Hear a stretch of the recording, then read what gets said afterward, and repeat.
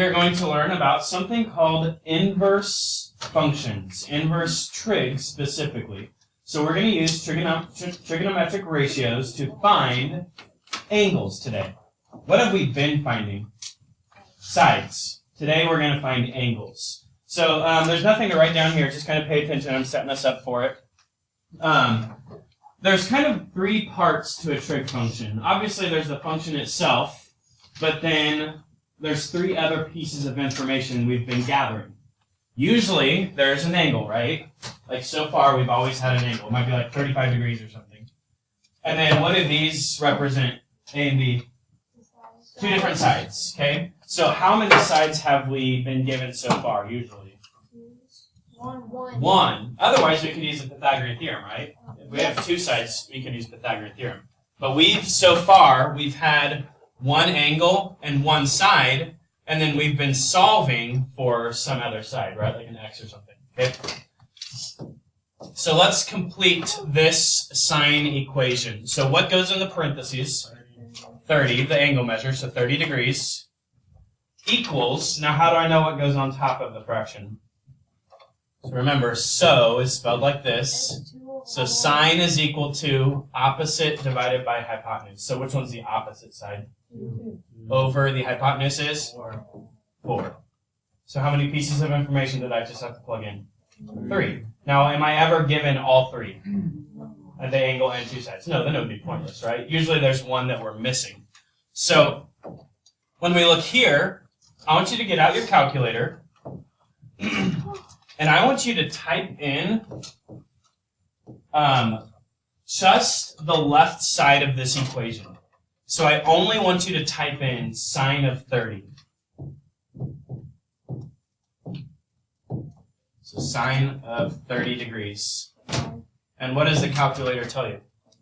0.5. Sine of 30 is just a number, right? And it's actually 1/2. Now, you probably know this, but if you put this into your calculator, what's it going to tell you? 0.5.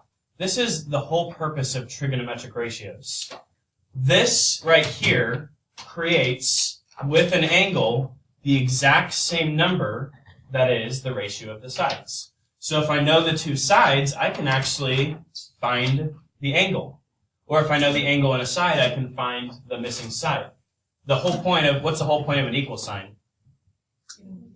They're the same. It's the same number on both sides. So sine of 30 is just 0.5. That's all it is. It's just a number. Okay?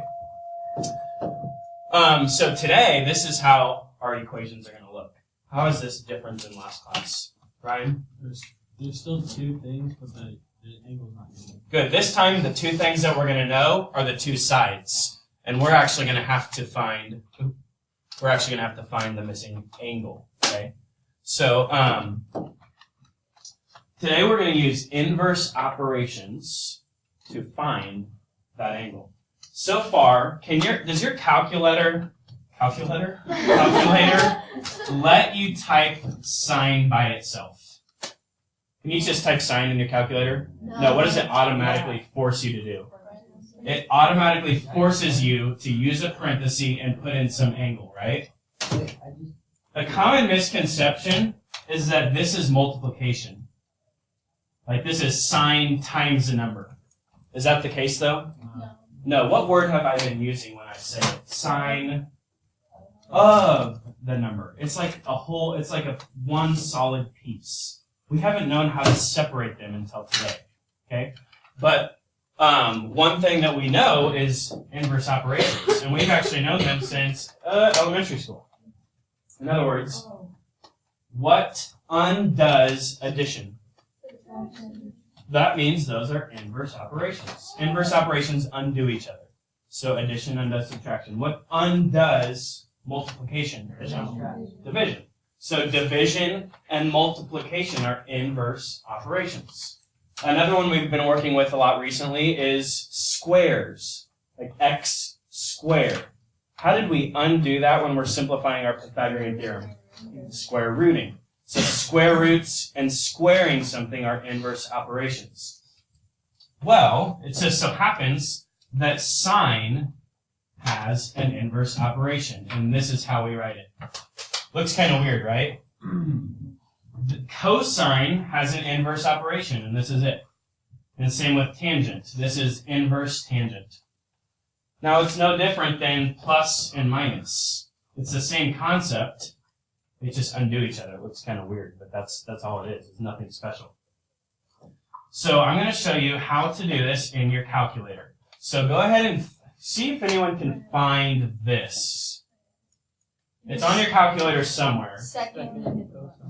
Yeah, it's above its respective trigonometric ratio. So if I want to type in A, which is inverse cosine, you have to hit second first, and then cosine. And I want to do the inverse cosine of 0.87.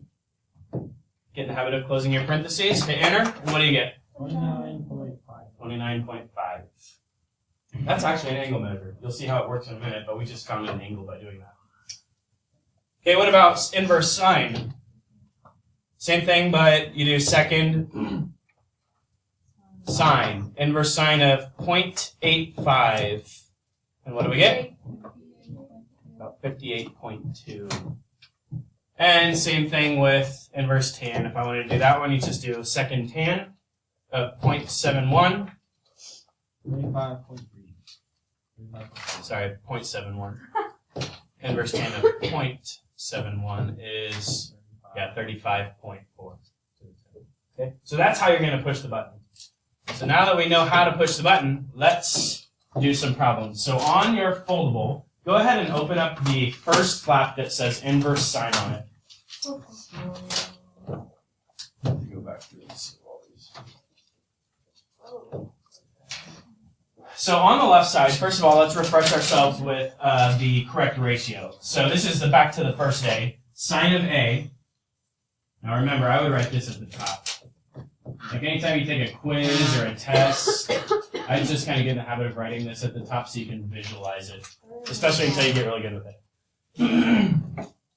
So sine, our sine ratio uses which two sides? The opposite side, which in this case is A, over the hypotenuse is C. So this ratio would be A over C. Okay, now the next one is, it's asking me sine of B this time. So from angle B, what would my sine ratio be? It would be B is the opposite side over C again, right? It's always over the hypotenuse, but opposite and adjacent change depending on which angle you're coming from. So we're going to set this up the exact same way we have so far. So we're going to use the sine function, but what's our angle this time? X. We don't know it. That's how this is different from last class. Sine of X equals, what number's on top? Yeah, the opposite side is 12 over the hypotenuse is faux show 17. Now this one is obviously, the hard part's kind of done for you in a way. How did we, it's obviously under the sine flap, so we know we're doing sine here. But let's say we didn't know this was under the sine section. How would I know that I would use the sine ratio in this case, Haley? Because you have your hypotenuse and you have your opposite. Yeah, we know the hypotenuse and the opposite side. Do we know the adjacent at all? No. No. So that doesn't help us, and I'm not trying to find that. In this case, I'm trying to find an angle. So we know we're using the sine ratio. Okay? So, let's go to here. Now, what did I say just a second ago? What cancels out a sine? The inverse operation, which we just call inverse sine. And the way we write it, you probably saw it on the video. It looks kind of weird, and I showed you, but it's actually sine to the negative first power. That cancels out the sine. And it leaves the angle by itself. It gets rid of the sine part of the function. It's kind of like a multiplication PO, right? If I want to undo division, what do I have to do to both sides? Multiply. It's kind of like an inverse sine PO. You have to do it to both sides. So now what do I need to do? You have to inverse sine the right side. So the way we write that, so equals sine to the negative first of 12 over 17. It looks ugly, but all we're really doing is we're just undoing something. And that whole thing can go into your calculator. So the way that you type it in, just like we did a second ago, second sine of 12 over 17 equals 44.9 degrees. Remember, it's an angle. So x equals 44.9 degrees. That is our missing angle. See if you can do the, I know it's not a ton of room to write. See if you can do the triangle on the right side on your own. So on this one, once again, I know I'm using the sine ratio because O and H. So I set it up as sine of x equals 3 over 7 over h. And then the way we cancel out just the sine is you inverse sine both sides. You remember seeing that in the video? It take the inverse of each side, and then the guy said hit equals and show it off, and he holds the calculator out. So that's what he's doing there. So inverse sine cancels out sine. So what's the only thing left on the left side?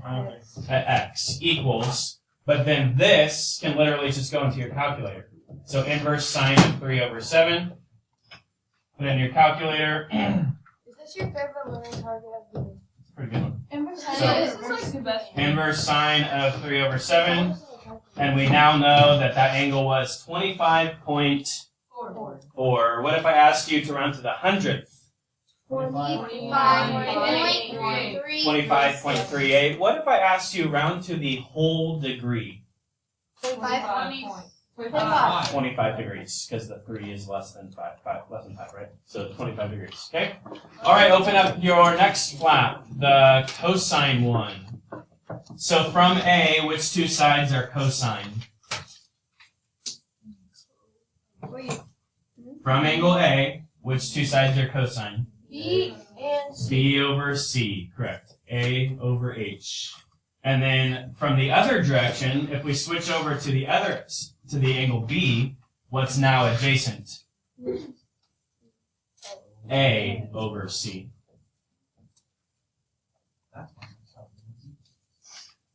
Okay, so once again, let's pretend this wasn't even here. Pretend all of this is gone. Let's say this is on your homework assignment. How do I know that this is cosine, regardless of the fact that it's under the cosine plot? Tatum? Good. We know the adjacent side, and we know the hypotenuse. So we start out with cosine of x is equal to 5 over 9. 5 over 9. Yeah.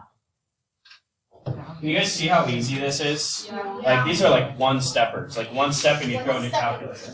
So, this time, we're not going to inverse sine. We're going to inverse cosine both sides. So that cancels out the cosine. Therefore, x equals the inverse cosine of 5 over 9. Throw it in your calculator, hit equals, and show it off. Inverse cosine of 5 over 9 means our missing angle is about 56 point, what was it? 3 degrees, if I'm going to the center. Go ahead and do the tangent flap on your own. So tan from angle A would be O over A, that's A over B. Tan from angle B would be O over A, which would be B over A. Remember, tangent does not use the hypotenuse. So if your tangent of x is 5 over 12, this time we're going to inverse tan both sides. That cancels out the tangent, so x equals the inverse tangent of 5